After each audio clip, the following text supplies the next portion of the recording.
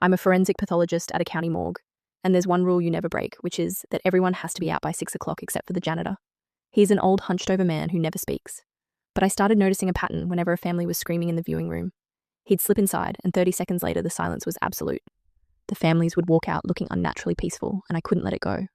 So one night, I hid in a supply closet past 6 and waited until I heard a sickening wet tearing sound coming from cold storage. I crept to the door and saw the janitor, with his bare hands buried deep inside a woman's chest. He pulled out her liver, and his jaw unhinged like a predator as he started eating it whole with jagged black teeth.